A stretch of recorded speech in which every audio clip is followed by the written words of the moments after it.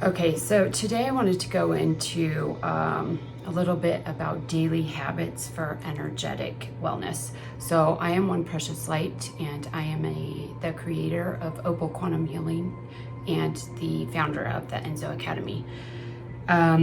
So I've been doing healing work for 15 years and have been focused on studying and applying the science of spirituality in all areas of life.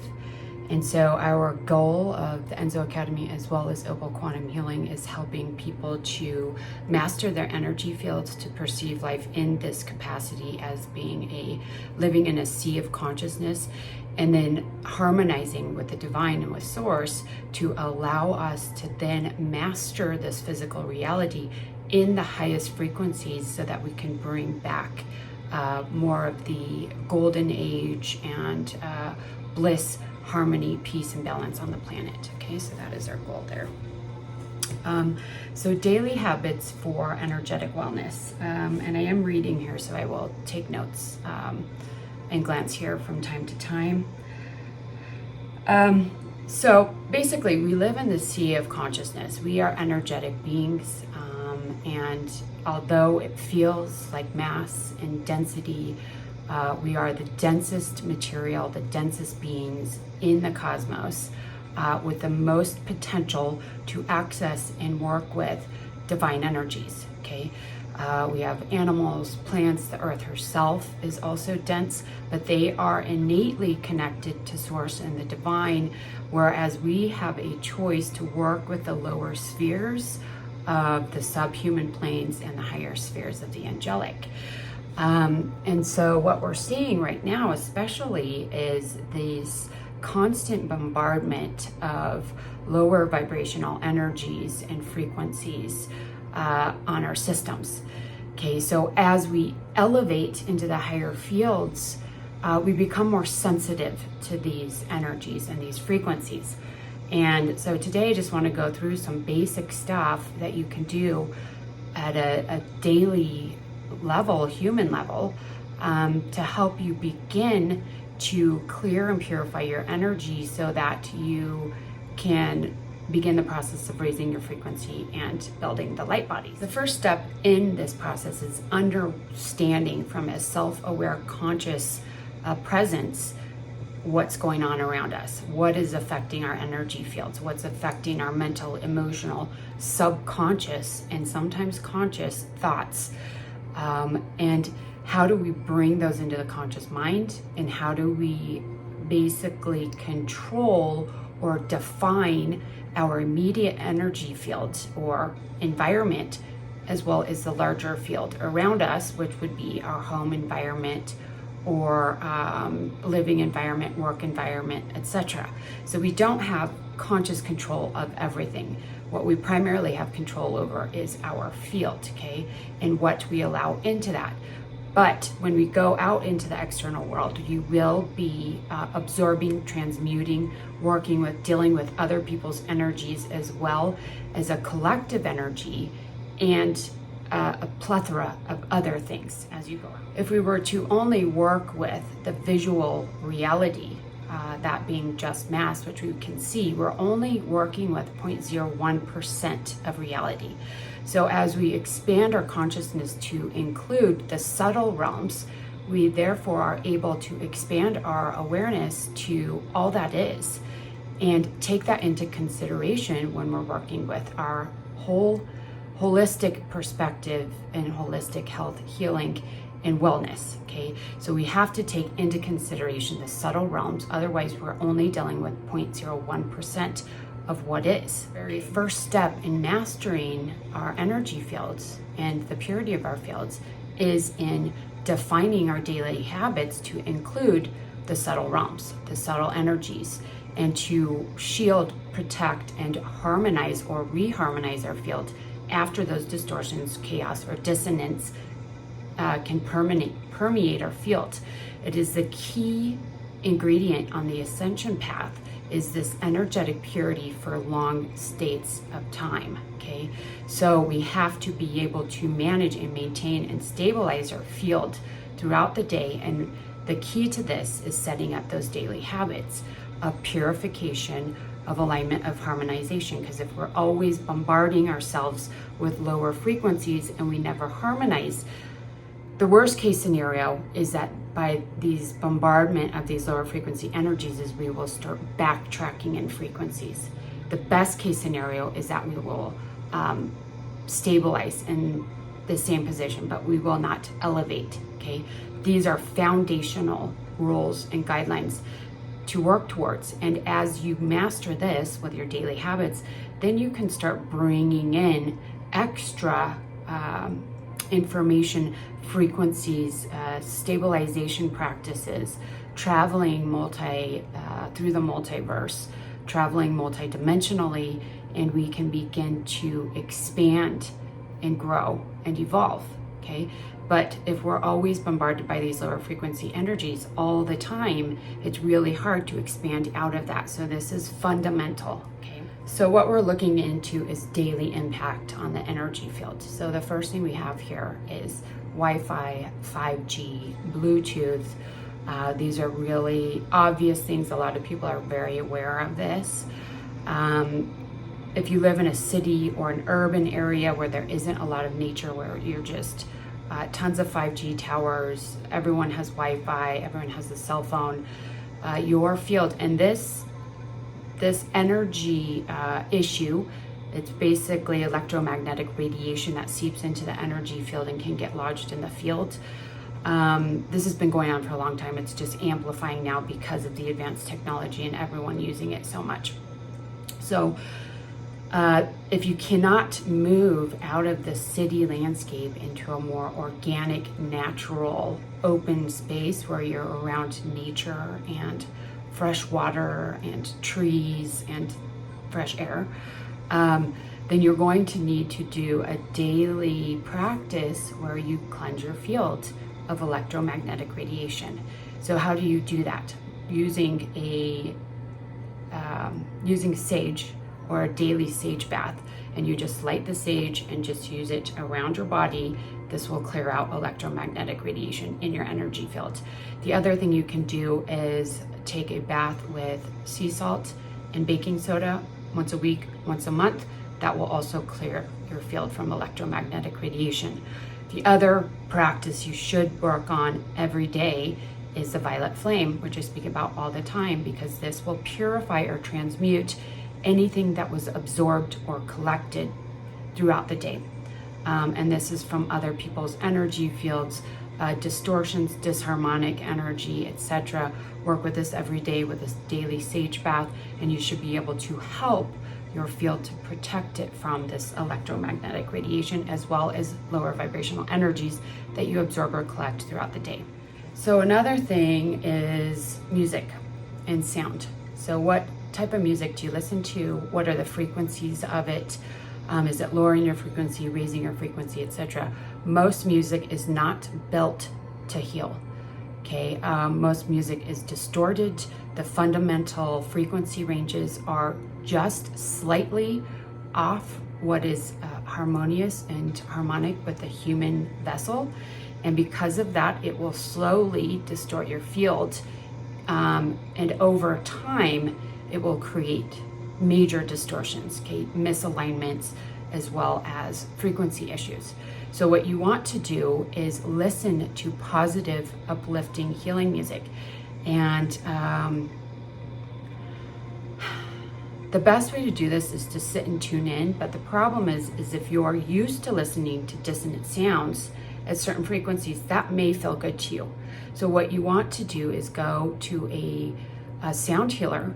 There's a lot of really good sound healers on there that are accredited, that have been around a long time. I do sound healing. I have a lot of music, and all of it is micro-tuned to the solfeggio frequencies or angelic harmonics, and they're just soundscapes. They're not meant to build up, influence, inspire. They're just for frequencies, and I have them in all of my meditations, etc. So you need to find someone that knows the positive, life-giving frequencies versus the distorted, and spend most of your time listening to those. You can also listen to classical music Jazz is always good. I've noticed certain types of jazz, some of it isn't. But classical is very activating to the mental space, to the brain. It's also healing, so there's a lot of positive aspects to classical music. So you want to get away from the distorted music and just shift that habit. You can listen to that if you really like it from time to time, but keep it short. And a lot of that music is actually really good for clearing lower vibrational energies, to clear anger, emotional issues, to help you project or dissolve emotional issues that are going on, or as well as bring awareness to those. But once that's done, then you have to reharmonize, okay? The other music I really like, listen to your intuition with all of this, but is Tibetan healing music, really ancient music that was literally designed to help with healing, okay? Because we've known that sound and music is healing because it's frequencies, okay? So use your intuition with all of this, but keep that in mind throughout the day. And as you change that habit, then it will be easier to stabilize and maintain your field. Okay, then we have movies, TV, and news.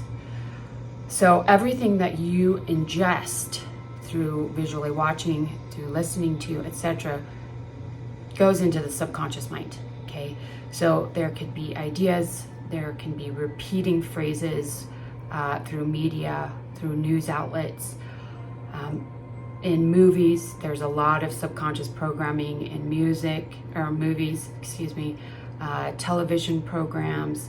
So if you are to watch movies and TV and news, make sure you're doing it from a detached perspective where you're capable of thinking it critically. You're able to analyze what you're watching and perceiving so that you're not just grabbing everything that's said through the network, the show, whatever, implanting it in the subconscious mind for you to later pull out unconsciously and utilize. So everything needs to go through a filter where you're literally observing it and perceiving it in a way that you can confirm that, yes, I do want to invite this into my consciousness, into my energy field, or no, I will not accept this programming or this pattern, and it becomes a conscious decision, okay? Because otherwise what happens is those subconscious programs get into your system, then you begin acting in accordance to the programs on an unconscious level, and that is not at a soul vibration because it's not your soul programming yourself, it's the news, the media, the TV, the music, etc. So we're looking at the subconscious mind for a lot of these. And that is a decision of mindfulness, of awareness, of simplification, but also of detachment. If you find yourself being very triggered by movies, music, TV, etc., that's probably because there's blocks in the field. And once those blocks are completely cleared and elevated, you're able to watch these shows and movies, etc., without it instigating anything within your field that is upsetting or can create some sort of trigger, okay? So you can do it from a neutral space, and that's what we're working towards with all of this. Obviously, most people still have a lot of blocks and work to do on their energy field. So in the meantime, try to find programs, TV, etc., that is uplifting, inspiring, helps you to stay in the higher frameworks of mind and belief systems. And if you watch something that has a lower frequency, just watch it from a level of neutrality and conscious awareness of what it brings up, okay? That's a good way to heal through the mirror of social and collective energies. So social media is basically a false reality structure, okay?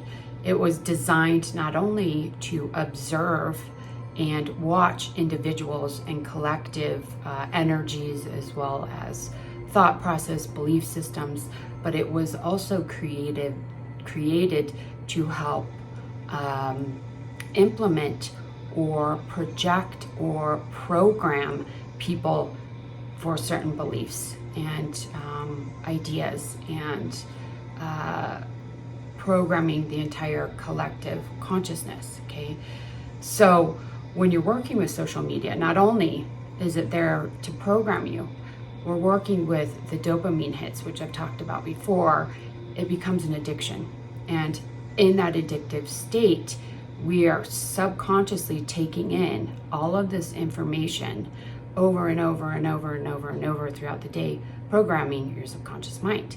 So you need to be very cautious with that. Not only will it shift the subconscious, but your core soul expression can shift based on the validation or lack of validation from the collective landscape. Okay, so to be in your pure essence at that source and soul vibration with purity, you're going to need to bring more awareness to social media and utilize it to help you expand, share your message, share your light with the world without absorbing the subconscious issues, programs, and ego-based realities that it therefore reflects onto you. So the last two are daily habits around your energy field and your home. So your home environment is very home work environment. If you have an office, if you're around a lot of people, obviously you can't control other people in that environment, but you can control your space. If you work at a restaurant or something like that where you don't have your own space, then your energy field needs to be primary, okay? But at the home level, your space should be clean, decluttered. You shouldn't have a lot of extra stuff out. If you don't use it, get rid of it. Something my mom said to me a long time ago is if you don't love it, lose it. And so go through your things. And obviously, it's good to have a backup. You don't want to just get rid of everything, then you have nothing at all. But it's this simplification and minimalist space that allows you to keep an energetically pure living environment. From the energetically pure living environment, you want to make sure you are cleansing it regularly with sage or dragon's blood or high frequency smoke purification. You can also cleanse it with sound, with prayer work, with angelic symbols, Tibetan singing bowls you can clean it with. I recommend doing the smoke. Dragon's blood works really well for lower vibrational energies. If you do a cleanse with a harsher thing such as dragon's blood, bring in a high vibrational energy. Both of those you're going to want to use a lot of prayer work. Your job is to define the space, okay? And then afterwards, you can always use sound. So once you clear everything out, you're going to want to reharmonize the energy of the space. You're going to want to go through all of the corners of your house or your room or your office. Obviously, if you work in an office, you're not going to be able to use smoke, so you could use sound there. You can also work with the violet flame and the white fire just through your mind and invoke those in the space. That will clear the space as well. And then you're going to want to work with your energy field, basic purification with the violet flame or white fire, which we've spoken about before. Doing a regular meditation, 5-10 minutes to start. Once these habits are second nature and you go through your day and you know that the house is clear, your energy is clear, you're feeling pretty good, you're able to set healthy boundaries. That's another one you're going to want to work with, is energetic boundaries. This is getting a little more complicated. I didn't want to go into all this, but you can do energetic boundaries when you go out and working with a golden light or a blue orb around you with Archangel Michael, the blue orb. These are a little more advanced. We teach these in the academy. But once you have the basic fundamentals down of just keeping your field clear, then you can get more advanced with this and you can move into energetic boundaries using the mind with flame into your land and your home, and doing more intense meditations, guided meditations with structuring the fields, higher level activations, etc. So Then we want to focus on diet and exercise. Obviously, the physical body is really important, so taking good care of the physical body by getting enough rest, exercising every day, feeding yourself with organic, whole foods, not processed, those types of things as well. Then we could get into doing just prayer work. And the prayer work is really important as it sets an intention for the day, for the space. It brings in higher vibrational energies as well as angels and guides to help you if you need that throughout the day.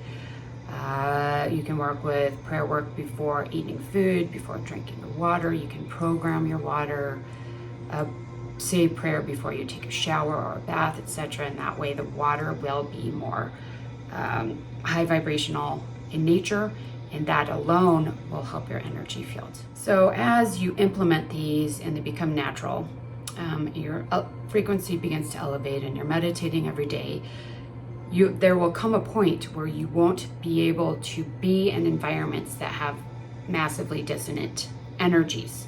Okay, even if your field is really strong, you'll go there for a little bit, then you'll choose to retreat into a more harmonious environment, and that will come naturally. So this is a lot of information. I don't expect anyone to wake up tomorrow and try and do all this. Implement one thing at a time. Maybe we'll switch the music to start for the first month, and then we'll switch to really consciously watching TV, news, etc.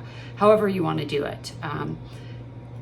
I would recommend to start is the sound, the frequencies, and the daily meditation and purification. Okay, those are the best places to start, and then start including the rest. Some of you guys may do a lot of this, maybe none at all, but all of these things need to be contemplated and applied when you're working with subtle energies. And through this awareness and these shifts, you will begin to see the changes in your field. And as you begin to see that, you will be able to begin connecting to the higher fields of information and light. Okay, I hope that was helpful, and we'll see you next week.